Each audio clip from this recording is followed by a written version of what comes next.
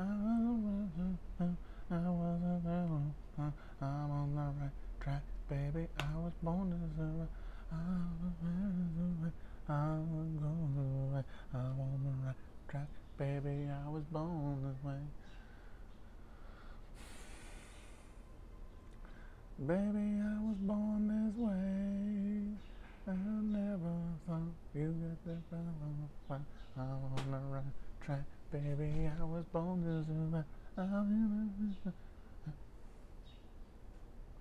Are we live? We're live. I better post this now. There's me. Look at me. Hello. Hi, Matt.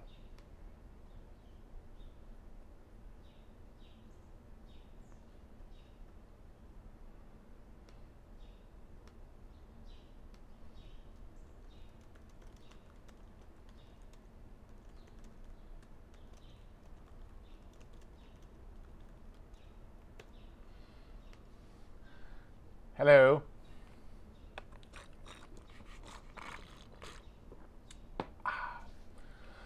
How's it going, guys? I don't have anything planned today. I thought I'd just do a chill stream. Talk to you guys about whatever you want to talk about while drinking chocolate milk.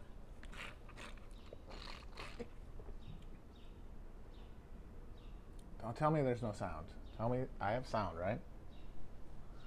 Okay, we have sound. Good.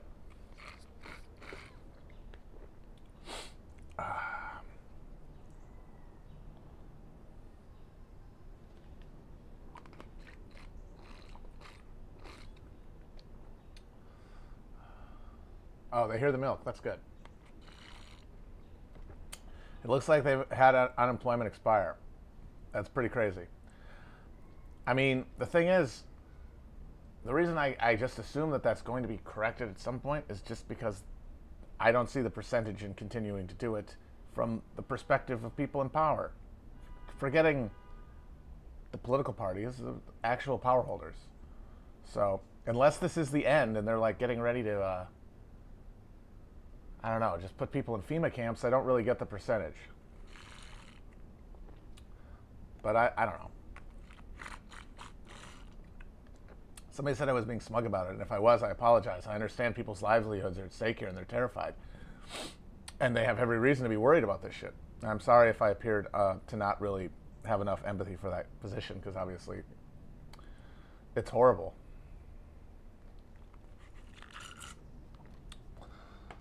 I think what they're going to have to learn is just that their premise that, like, you can't have people on unemployment because it's going to prevent them from seeking work. I think they just don't get that the jobs don't exist.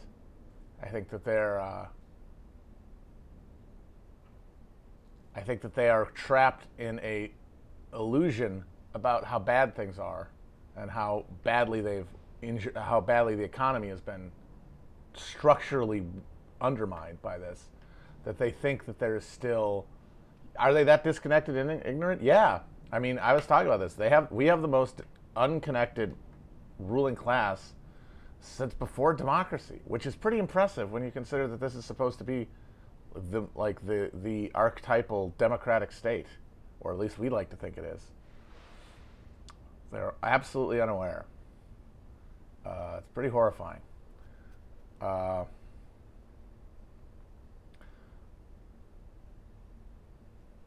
I don't know what's going to happen. Like I said, my assumption is at some point reality will sink in and they will decide to put more money out there. But they're going to make it as punitive and as humiliating and as difficult to collect as possible. That will definitely happen. There's no question about that.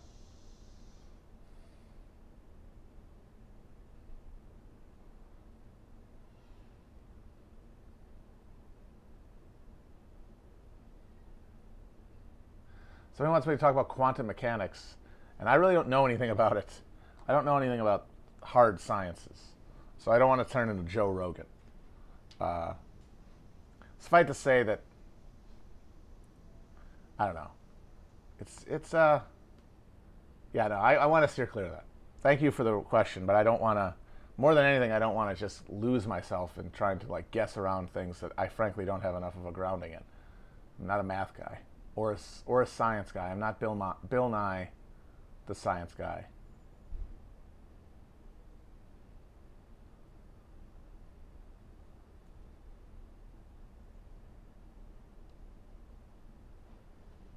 I do sense though, like my like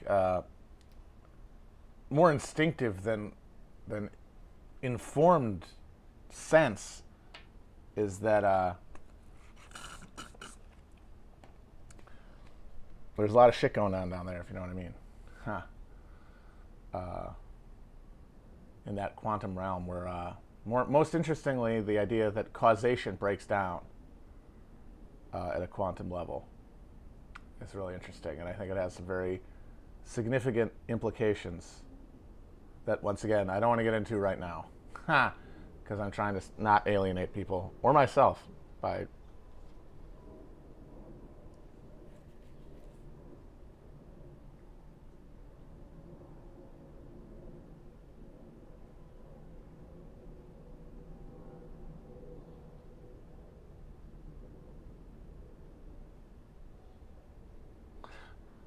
somebody recommended William Vollmann's book about the Nez Perce War yesterday, and the only Vollmann I've ever really tried to read is I tried to actually read in high school, I think, his gigantic book about like the ethics of violence.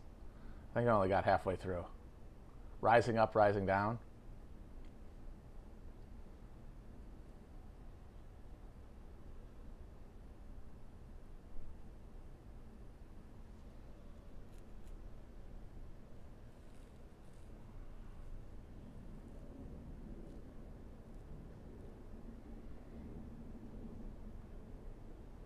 All right, this guy has got me tempted with the quantum thing. I really didn't want to say anything, but I'm just putting this out there as a theory. I don't want anyone thinking that I'm saying that I think this is true, because I don't have enough of a basing in the science to suspect that, to have any idea. But I kind of think that like the way to resolve the free will determinism question is that a freely made choice essentially ports you through the quantum space from one planet to another, one version of Earth to another, where you make the choice that you make.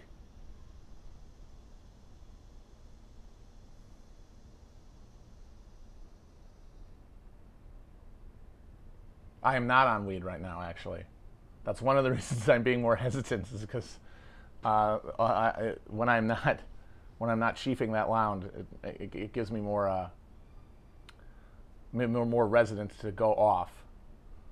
I feel more confident to just kind of pull things out of my ass.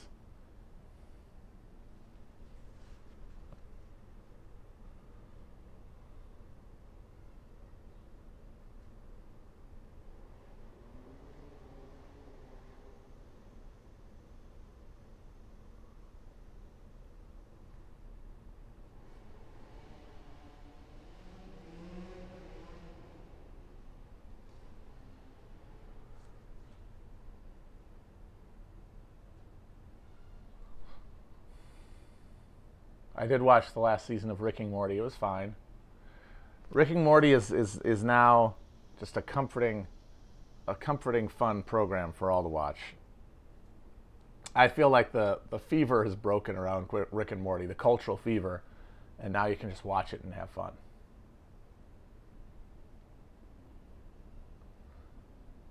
Have I ever read 2 books at once? Do you mean simultaneously? No. That seems like it'd be very complicated. But I have read multiple books, like switching off between one and the other one.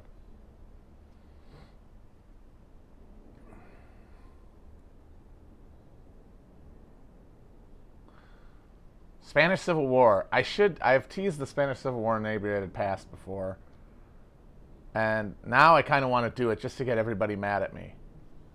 I would kind of want to like sketch it out in such a way to make sure maximum anger from both the anarchists and the Soviet apologists out there, because there's plenty in that material to troll both sides pretty hardcore. Somebody yesterday, this reminds me, somebody yesterday was talking about Zapata, the Mexican Revolution. And people in the comments were praising Zapata, like how he was, the true revolutionary heart of the Mexican Revolution. I think that's certainly true. But I've always wondered with Zapata, though, if Zapata had been in a country that had a Soviet-style revolution in it, wouldn't he have ended up being like a green insurgent, like a peasant rebel against the modernizing urban communist party that would be trying to take power? Like, wouldn't he be more likely to be a Nestor Manco type person? And if that's the case, who, as a historical LARPer, vicariously getting your enjoyment from the heroics of previous generations of revolutionaries, who do you pick?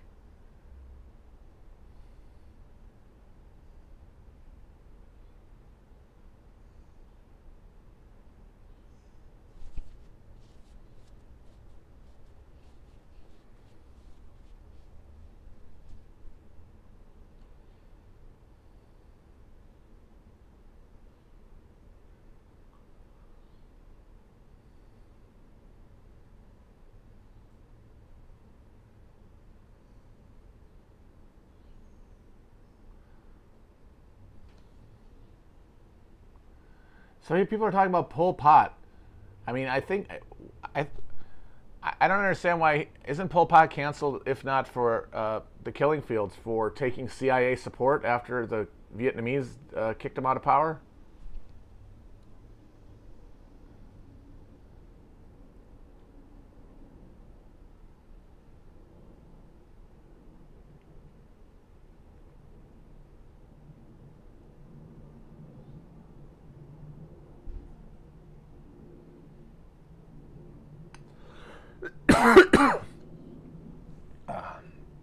Best SNL deep cut. That's a good question. Talking to Adam McKay definitely brought back a lot of them. And man, I mean, I kissed his ass on that show for that, but it's unapologetic because having, as I have, a historic knowledge of SNL, his sketches, his like 5-to-1 sketches, to my mind, are still the best ones.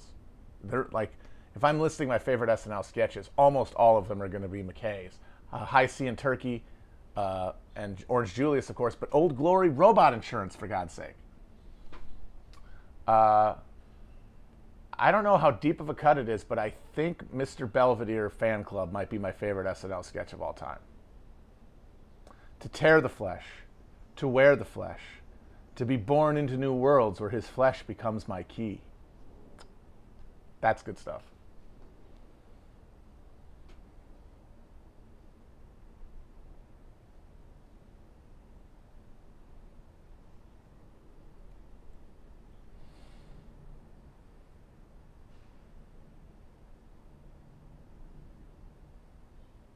I watched the Zoom SNLs, and they are by far the worst thing the show's ever done because it's not the show. It's not Saturday Night Live. The fact that Saturday Night Live, the premise of which was a live broadcast before a studio audience on a Saturday night, tried to do shows where they recorded shit in people's apartments, really does show the maddening, psychotic compulsion towards normalizing everything that undergirds the social order, and what makes it so hard for us to confront real crises because we normalize crises instantly. And that's what I've said. That's what I said yesterday. I'm scared about global warming, man, because this is just a preview of how, if fucking Florida sinks, people are going to be like, it was Florida. What did you expect? Not for it to be covered in water? Come on. I mean, as soon as you are doing a show, Saturday Night Live, and it's Kenan Thompson in his kitchen talking into a fucking camera for 15 minutes, you've lost the plot.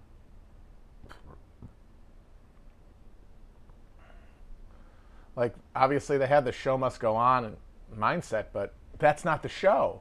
the show can't go on. And instead of acknowledging that things are such that that the normal order cannot obtain, we're going to take some mutant, distorted, homuncular version of it and say, no, this is it. And then you're going to go, yeah, I guess this is it. And then now you've accommodated another level of unacceptable horror in your life. I know that's not a very dramatic example, but I think that it is indicative of a greater cultural phenomenon.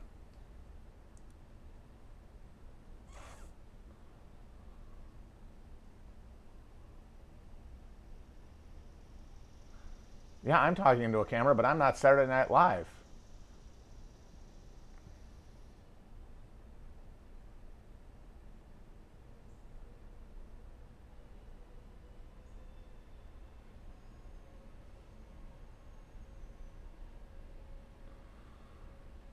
I'm really bummed that High C and Turkey is not on. Apparently, it's not on internet anywhere. I looked for it. I couldn't find it. Orange Julius, I think you can find. I think it's on like Daily Motion or something. But High C and Turkey, to my knowledge, is not available to watch anywhere, which is insane. It's such a good sketch. If anyone's ever seen it, it's about Danny Aiello plays a door-to-door salesman who comes into a family's house, and he keeps insisting that they give him High C and Turkey. And then he's incredibly confrontational with the family, and then it ends with him taking them hostage and demanding High C and Turkey from the police. Classic stuff. One of my favorite SNL quotes ever is Danny Aiello saying to the parents of a child, "Your kid has goat eyes and he stinks."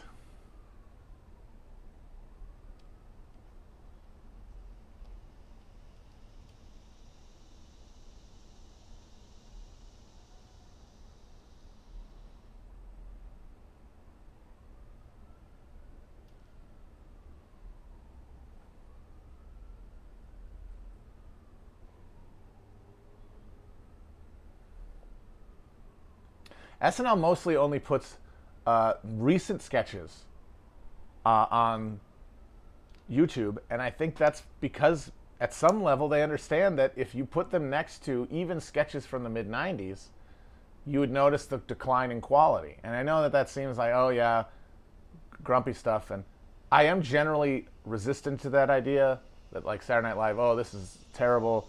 It's always bad relative to the time. Like, it's never great. It's not like being a fan of a regular television show or movie or anything. It's like being a fan of a baseball team. You know, they're not gonna be good all the time. In fact, they're usually gonna lose. I mean, I guess I should say it's like being a fan of like the Mets. It's not just being a fan of any baseball team. It's being a fan of a chronic loser. But it's your team, and you follow certain players and you root for them, and they have a good game. You're excited, but I've noticed that like recent SNL, and I think this is part of just the flattening of everything.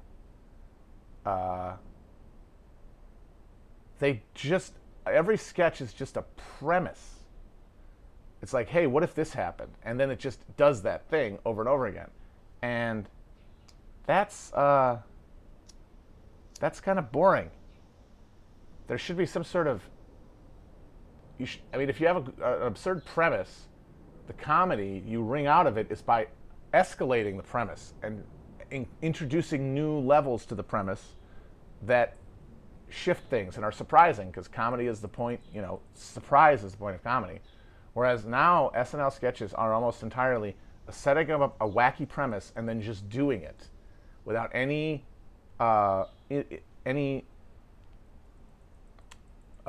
complication. And part of that, it's they're grinding it out and they don't really have time to fine tune things, but it means that it's pretty crummy. And if you were putting it on there on YouTube next to High C and Turkey, I think a lot of people would be like, what am I watching this for? What am I watching this new shit for?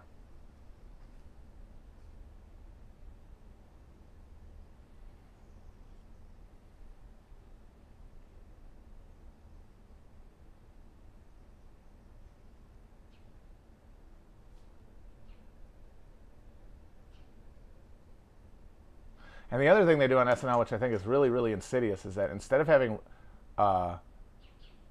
instead of having recurring characters, that's classically SNL's bread and butter, they have recurring premises where the characters have no notable quirks that stand out. It's the premise, and then they do the premise again. So instead of having one sketch where they beat the same horse for 5 minutes, it's 2 or 3 sketches beating the exact same horse without even having like a charismatic, wacky point character, a recurring character to put any kind of like emotional arc behind or character development. Because like I remember watching SNL when there was a Pat sketch every week, but at least every Pat sketch, it was like Pat on a desert island, Pat with a robot, whatever. It had some sort of elaboration on the premise, even if it repeated the jokes. Whereas now it's just the premise being repeated. So if they don't get back on stage, I think they should just stop the whole thing, and they can just chalk it down as another thing killed by COVID. Oh boy, Gilly. Oh, you're giving me flashbacks. That was terrible. Man. Kristen Wiig was pretty talented, but she had no good recurring characters. Every one of her recurring character was insanely irritating.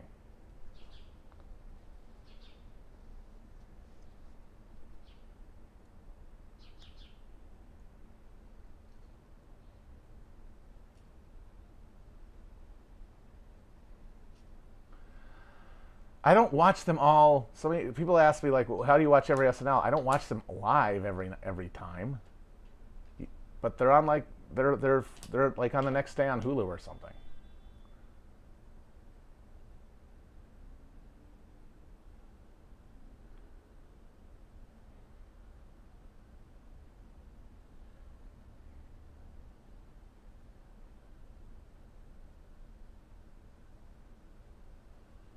Oh man, G.E. Smith was the king of the guitar face. That dude constantly was just Steven Seagal style face, just riffing off. He loved it. He was also a big right winger, and he played the RNC in 2016, I think. Like G.E. Smith's band played the RNC when they did Benghazi Night.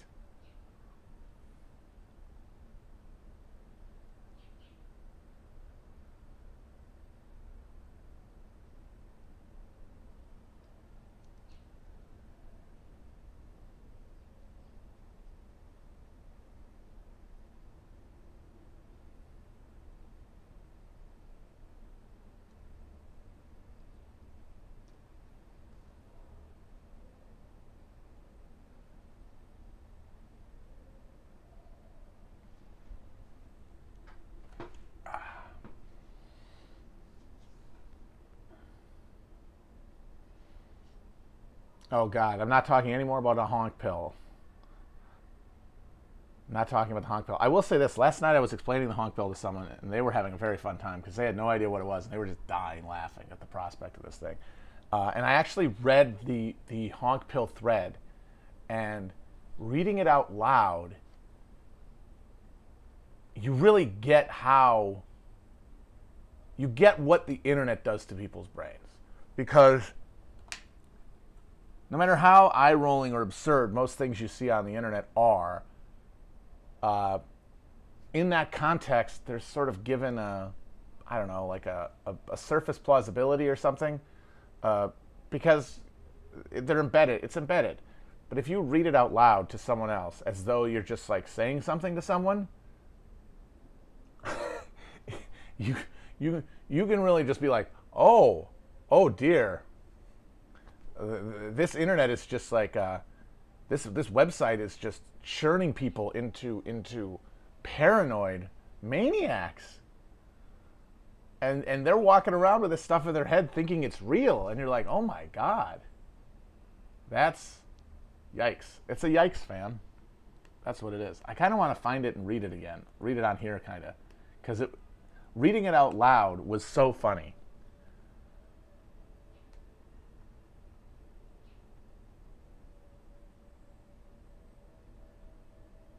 I'm just going to read 2 tweets that she did. And, like, there doesn't even need to be a pipeline travel from Chapo to Truanon to Red Scare to Stupid Paul to Fash at that point. The dirtbags are welcoming incels into their fan bases now. Those guys don't need Terrorgram to lead them to violence. And that 8chan, Terrorgram, Clown World, and Honk Pill nihilism is already deeply laundered into the dirtbag left. The Honkler, his catchphrase, honk honk, is explicitly code for HH, short for Heil Hitler, is all over dirtbag Twitter. You would not believe the number of dirtbag leftists using Clown World and other variants of this meme, like clown emojis, in my mentions. Most don't even realize how the clown emoji got popularized as code for the explicitly Nazi Honkler Clown World meme. It's beyond irresponsible. The podcasters are seeding the left, ironically, with terror-friendly discourse. And institutions like Dem Socialists and Jacobin Mag are enabling them because they care more about recruitment than they do about consequences. I don't believe they're deliberately trying to get people killed with this shit. I don't think the Irony Dead Honkler creator Channers were either. I just think they're all recklessly indifferent to the potentially deadly consequences of their actions. I mean, once you find yourself earnestly writing something like, the 8chan, Terrorgram, Clown World, and Honk Pill nihilists.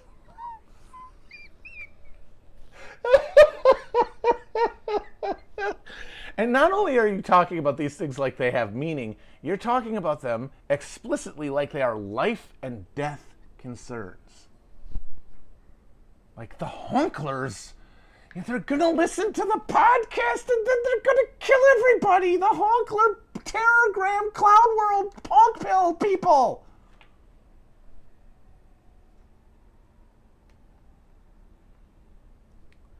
It really only hit me when I read it out loud how insane that stuff was. And that kind of scared me a little bit because I'm like, I knew it was funny and I thought it was like silly. And I was like, oh, Gwen's at it again. But then reading it out loud to someone who wasn't online as much and hadn't read that stuff really hit me like, oh, this is an entire like self-created universe that somebody has fashioned out of the bricolage of the internet and turned into like a existential battle between good and evil. Damn, man. If that doesn't tell you people you need to like step back from the internet, I don't know what the hell that would. Just, that is the abyss staring right back. And the thing is that like if it's all a scam to get people to like pay attention to her, that implies that she thinks that kind of stuff is going to resonate with people. That someone's going to read that and be like, Clown World Ponkler, yes, Terrorgram, yes. And if that's the case, then yikes. If there are people for whom that is meaningful words, it's like, fuck, we are in Pontypool. We're in the Pontypool universe where words have turned into a virus and are just burrowing into our heads and dissolving our cognitive function and replacing it with a paranoid alternative fantasy realm.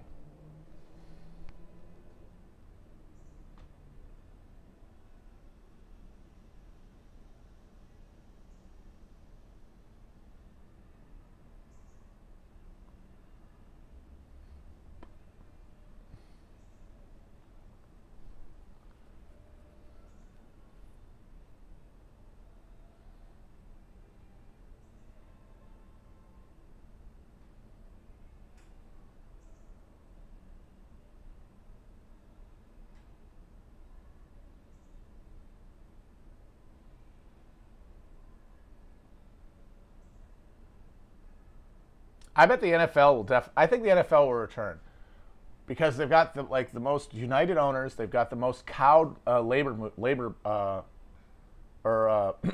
most cowed players union of any of the major sports, and football is sort of the most like ritualistically encoded sport we've got in terms of like validating America's hegemony and power and all that shit. And the idea of like not having football is a fundamental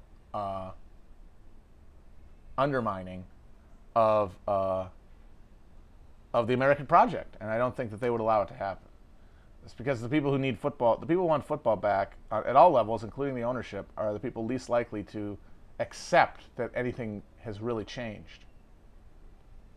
So if football doesn't happen, then that means that COVID really has gone out of control.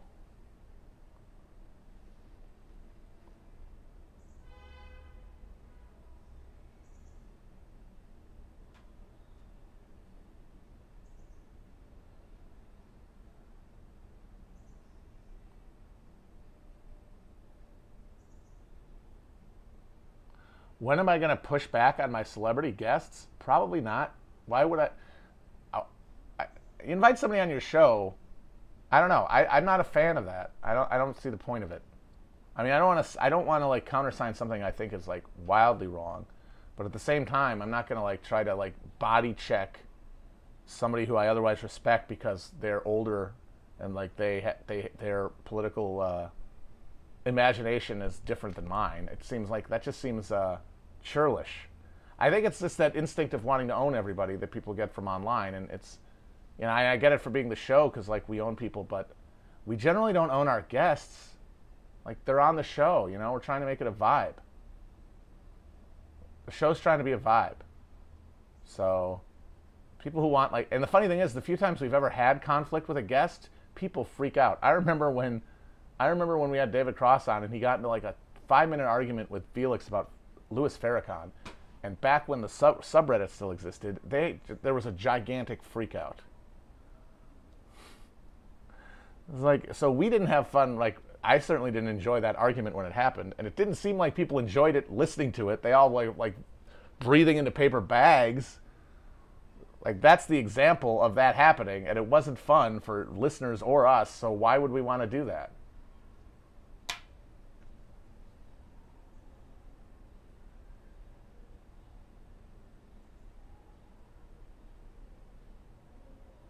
Somebody keeps asking if I've read Rush Limbaugh's books. Why in the world would I read Rush Limbaugh's books? Yes, I read Rush Revere and the Tiny Patriots, or whatever the fuck weird children's book he did.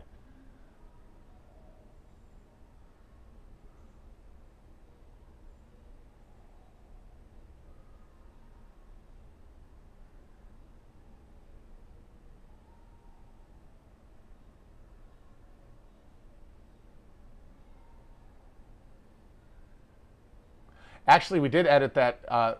Yeah, the actual argument between Felix and David Cross was a little longer. We cut it down a bit.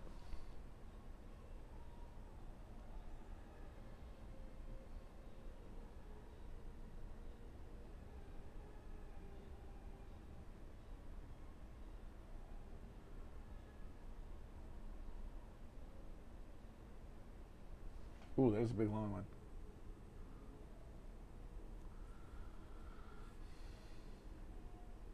How do I read all this and not go insane? It's tough. That's why I like to generally come with something prepared so I don't have to look at the chat so much. But that's why I said this earlier, but we're hoping in the near future, in August probably, to set up a thing in our studio with the gaming console and with Chris there, and like do a like a Q&A thing, so that I don't have to talk and look at the chat at the same time. And I think that'll be good.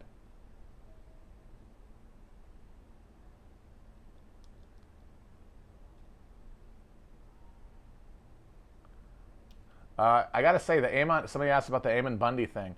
I mean, kudos to him for at least maintaining some kind of, just maintaining some sort of coherent worldview, which is more than can be said for most of his conservative counterparts.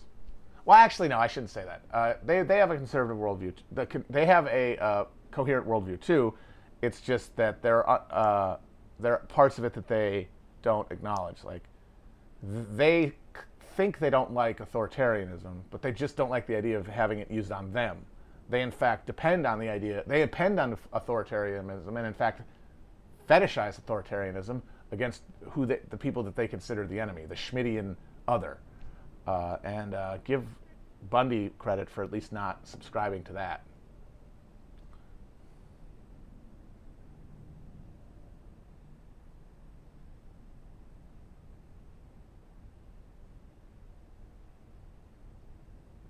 I'd love to go on Stav's show. That sounds great. I don't have a plan to, but I would.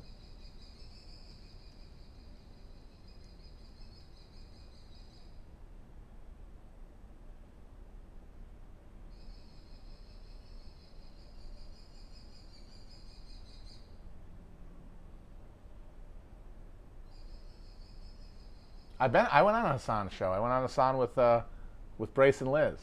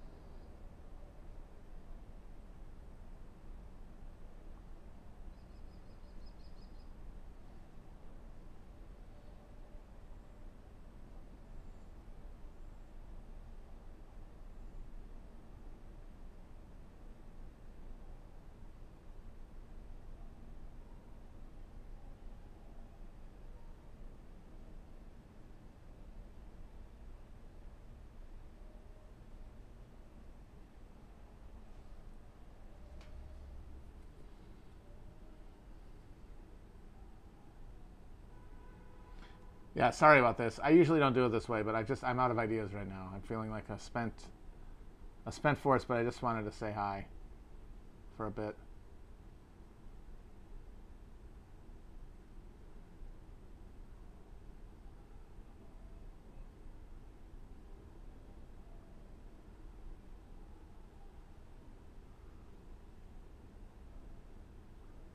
Ever read Robert Anton Wilson? Of course. Luminatus Trilogy, baby. That's a college classic.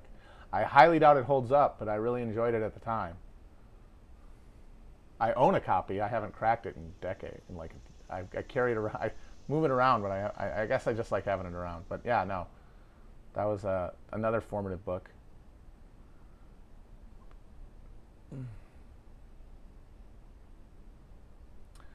I've heard that there's a subreddit for the streams, and that's very flattering, and I'm glad that people are getting stuff out of them. So I will admit that I have gone. I've heard people pointed it to me, and so I looked at it, kind of just to be like, oh God, is this more of the same Chapo Trap House Reddit stuff? And I have to say that I mean, it's not a lot of people, and it's not like terribly active like Chapo was, but it definitely seems to be a better vibe over there.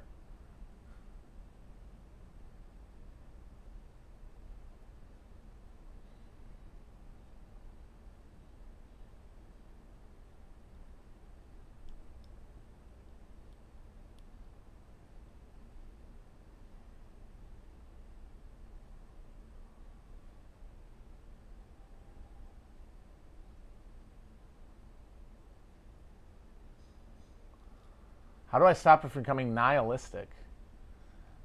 People have been talking, I mean, thanks to the honkler thing, people have been talking about how nihilistic the grill pill is lately. And as I said, that's not a thing. There's no such thing as nihilism. Even if you say, fuck it, I'm going to pursue my own pleasure, that's not nihilism, that's capitalism. That's what we're all doing.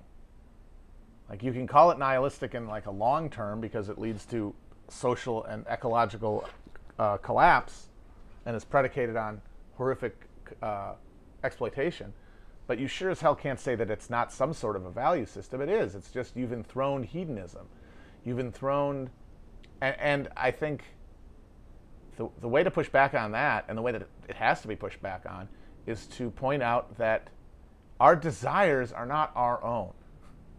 The idea that anyone can operate, that people who are... that if you're operating from like what you see as your self-interest, the way that like libertarians talk about it, that is somehow intrinsic to you, that's something that is generated by your like spirit, and that it's not entirely socially constructed, is a fantasy that undergirds a lot of the most pernicious and harmful social dynamics we have. So I would say anybody's like, yeah, fuck it, I'm a nihilist. Like, no, you're not. You're letting you're either letting the branded like late capitalist machinery tell you what you want, or if you're self-consciously, like if you're being self-consciously trad or something in opposition to that, you're still letting it control you. You're still operating in a reactionary framework to a hegemonic culture of personal pleasure.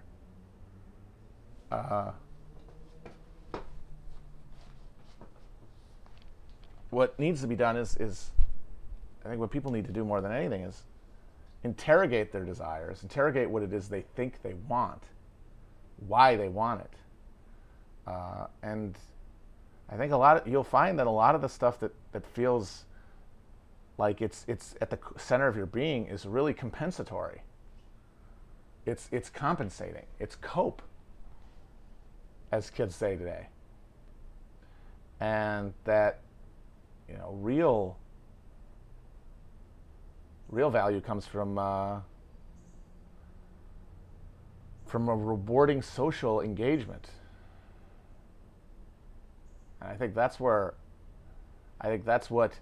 the grill pill, which by this point I'm already sick of, and I wish I hadn't even fucking coined the term. Like everything on the internet, it just gets turned into a stupid phrase and a collection of symbols, and to be like either embraced or denied, or and then turned into a whole weird thing that is like eventually loses all control, that loses all relationship to whatever it was originally trying to talk about.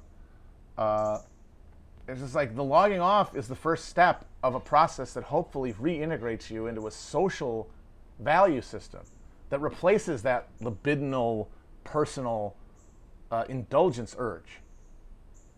That frees you or leads you to a process that could lead you to be freed, or at least significantly enchained, unencumbered by by that nihilistic self-centeredness.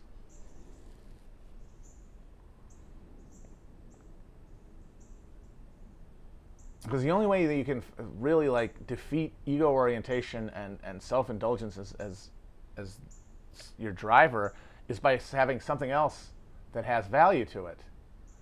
And that comes from sort of offloading your ego onto the people around you. Offloading that sense of value away from your illusory sense of personal identity towards a larger and larger social organ that you are part of and that your actions support, and it creates reinforcing cycles of ritualized and unstructured social life that provide meaning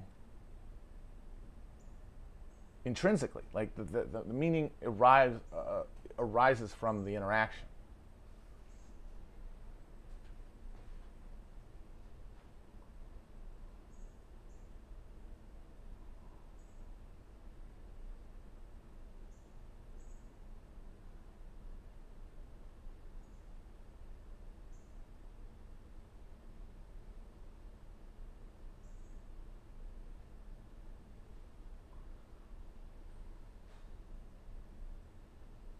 I have not watched the new Perry Mason show because the idea of a dark Perry Mason reboot is the kind of thing that bums me out about television and makes me not want to ever watch another show.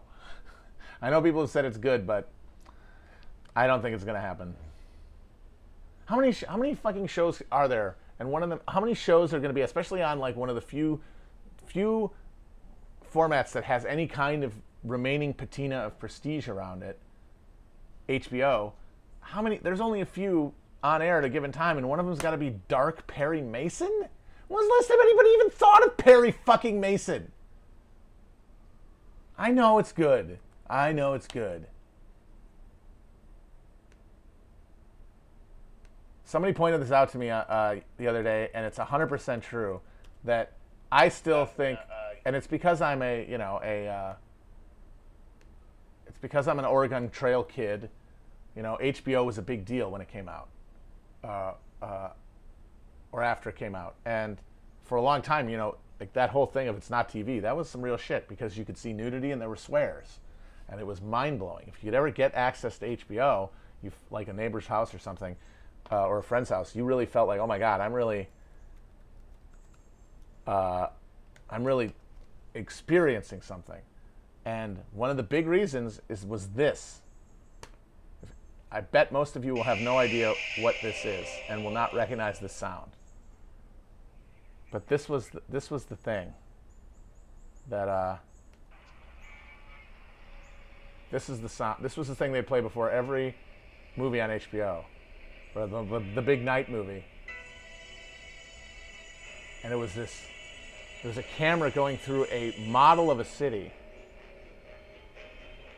and then sweeping over a suburban neighborhood, and then through a small town, and then mountains.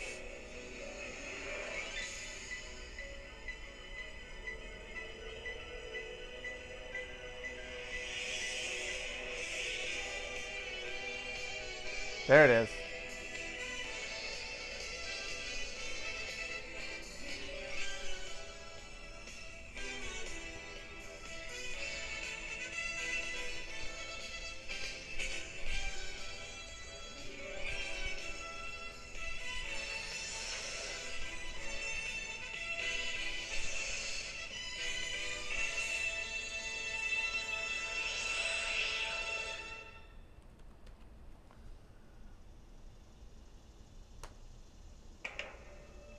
That's what you get when you log on to Netflix, comparatively.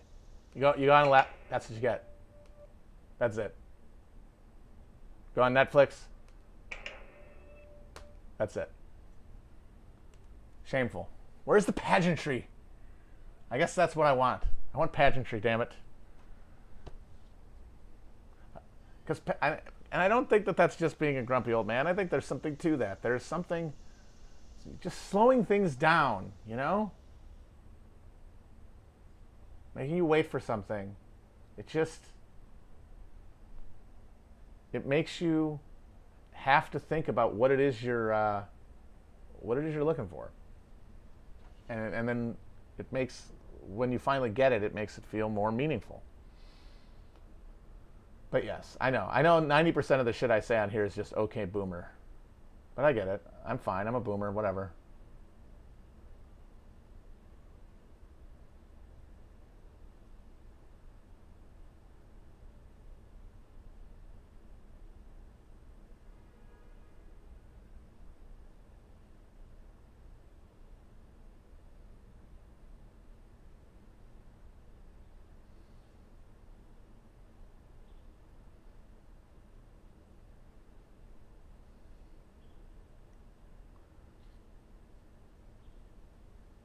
Yeah, I know. I'm Grandpa Simpson. That's fine. The world needs Grandpa Simpson to tell you stories about the old days.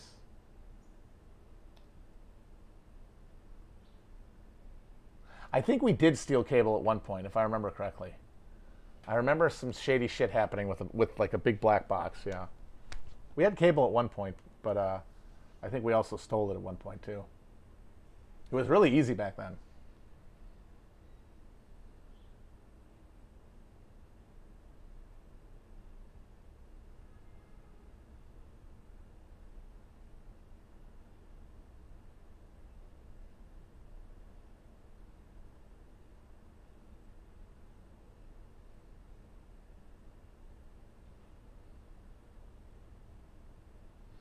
Someone wants to have an explanation for the Tsarnaev FBI thing that Felix mentioned. So Dzhokhar had his death sentence overturned on appeal today.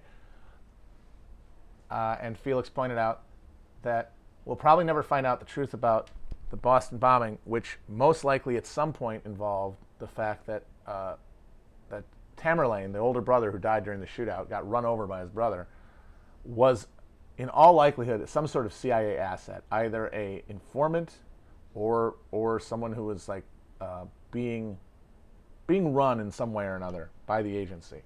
And the evidence for that is obviously circumstantial but significant.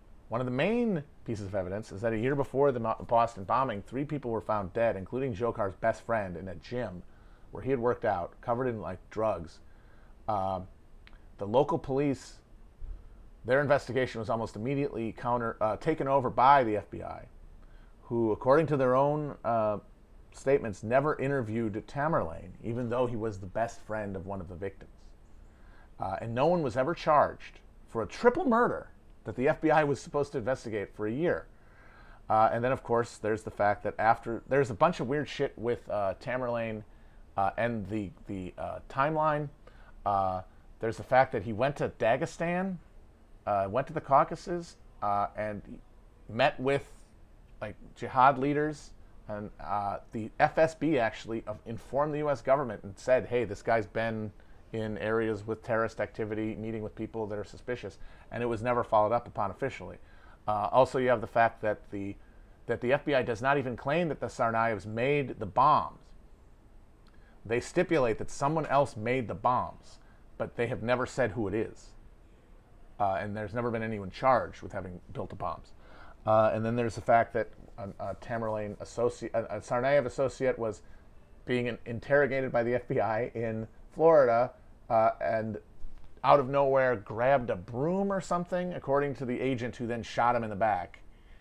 And then that guy's wife was immediately deported. Very, very, very eye-raising shit. And of course, there's the Alex Jones thing, and a lot of people who think that means that the Boston bombing was a false flag. I'm always very skeptical of the whole false flag thing, just because I don't think it's necessary.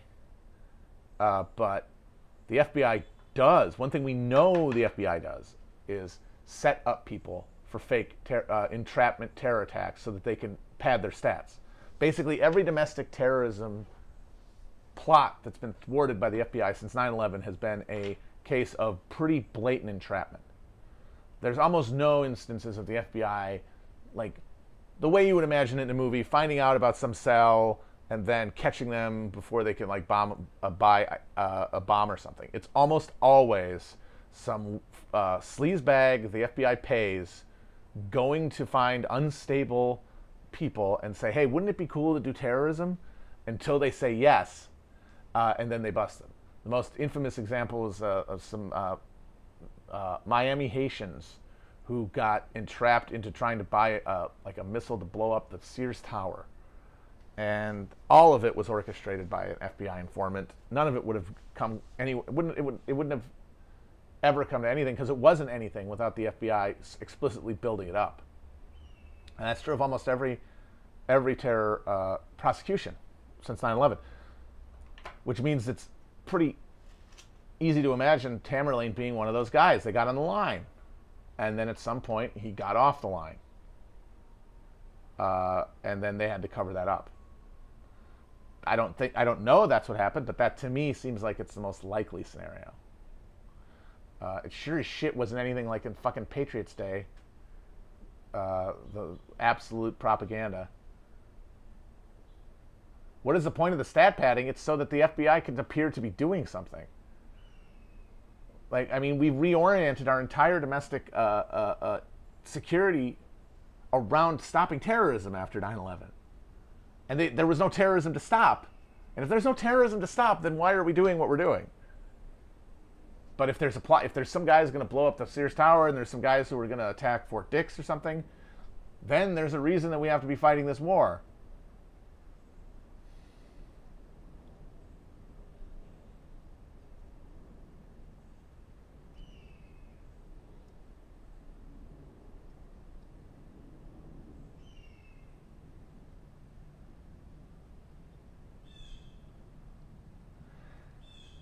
One thing you have to realize is that the FBI, before 9/11, they did a lot of stuff. They had a wide remit to investigate federal crimes of all types: financial, political corruption. And after 9/11, it essentially all went to terrorism. What's the message if they don't find any? What's the message if we put our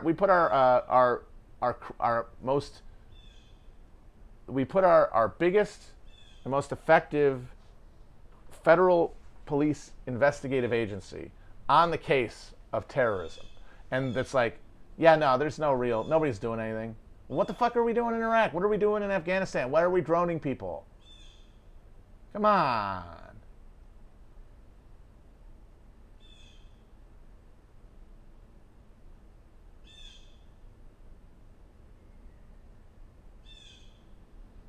I'm gonna wrap it up here, but I want to say I just rewatched. I watched it in the theater when it came out as a kid. Ninth Gate with Johnny Depp, Roman Polanski movie. I remember hating it as a kid because it was boring. Watching it again, it's still pretty slow. I'm not really a fan of Polanski's later work. I watched Ghost Rider too, and I didn't really enjoy that either. But it's definitely funnier than I remember. And what really struck me more than anything is that it came out the same year as Eyes Wide Shut. And it's sort of about the same thing. It's about the idea of the rich as a satanic occult force that seeks dominion through ritualized sadism and like debauchery. But whereas Kubrick is looking at that through like a sterile but still deeply judgmental and scouring eye, Polanski's kind of like, LOL, this is hilarious. And it's probably because like Kubrick knew about all the horrible shit rich people did from afar, but being, you know, a spectrum germaphobe weirdo Goldbug, he probably didn't do anything about it. Whereas Polanski, as we know, is one of the evil demon rich people. He is one of the Epstein level perverts. And so even though they came out the same year, and I can't imagine like I kind of imagine like he heard about it. I don't know, because Eyes Wide Shut was being made for like 5 years, right? It took him forever to make it. And I just imagine Polanski being like, "Oh, Stanley, what are you doing? It's great. Come on, get some rare books, some togas. We'll do some horrible sexual assaults. It'll be fun."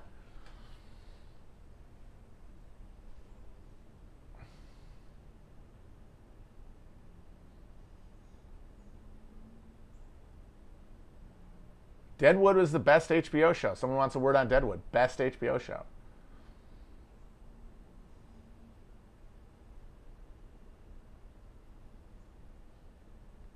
There's there's a lot of fun little deadpan bits in the Ninth Gate. The Ninth Gate. There's one scene when Johnny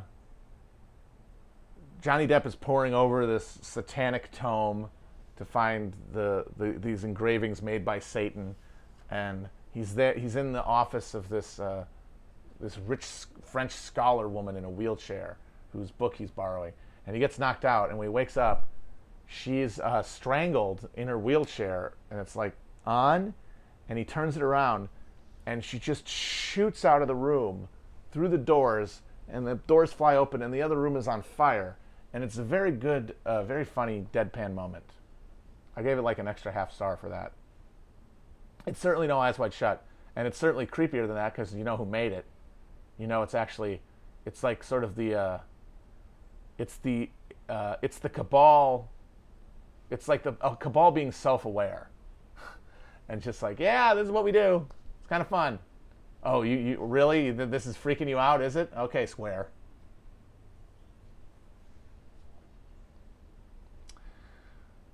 Someone's asking, Jonestown be included in the MK Ultra category. I remember growing up, Big Book of Conspiracies. That was my intro to parapolitics as a teenager.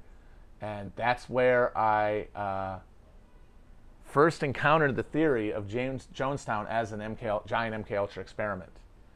I don't know if there's a terribly large preponderance of evidence on that. So I'm not. That's another one I'm kind of agnostic on. I don't know if there's anything comparable in the Jonestown chronology to, you know, Manson spending an entire summer at an MK Ultra, essentially living a block away from an MK Ultra funded experimental outpost in San Francisco.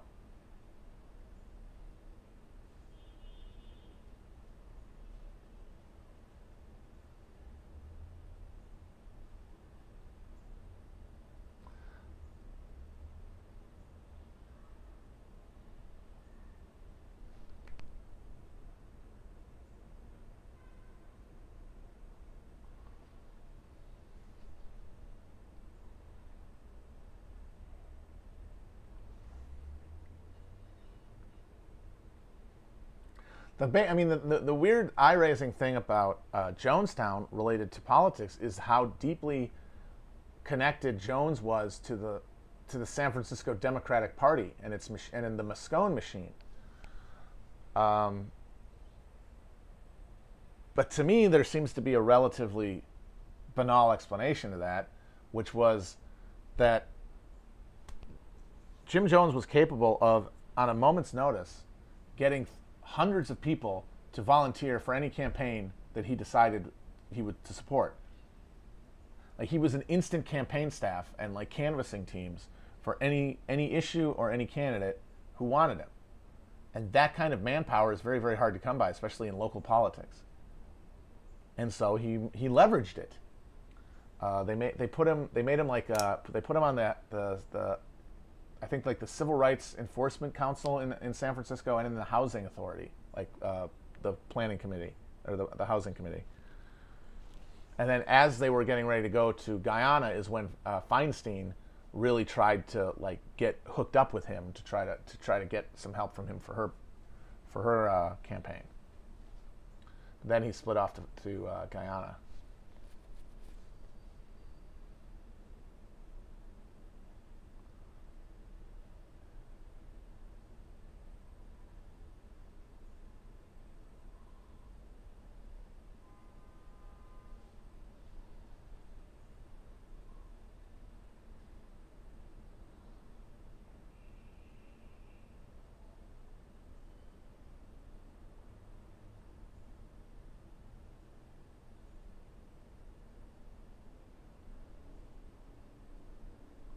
Thoughts on transhumanism?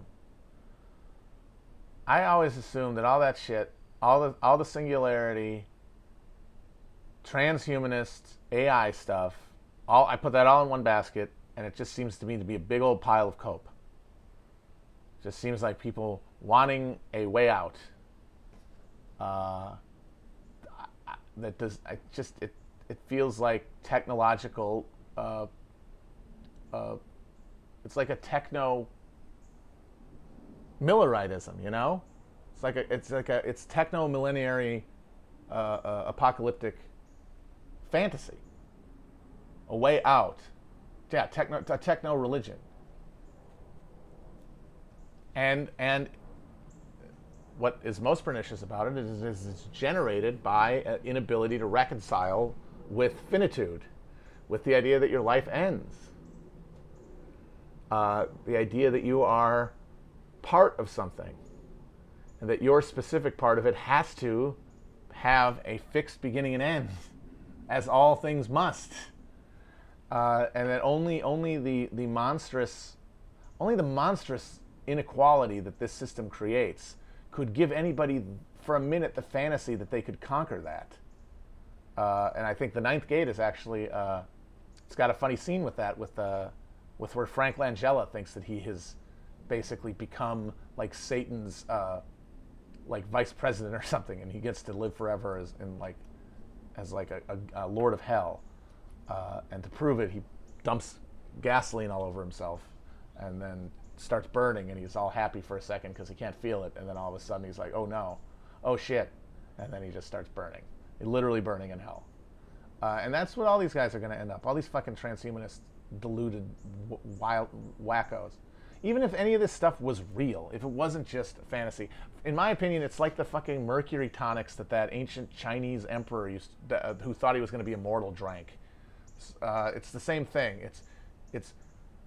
I have attained a separation from all humans. I have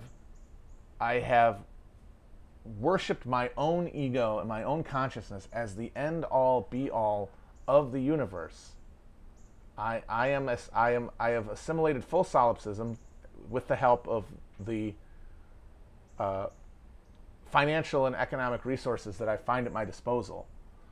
And I'm going to use those resources to further a fantasy, or a quasi-religious fantasy of eternal life, rather than acknowledge the limits, the inherent limits of any ego-based orientation.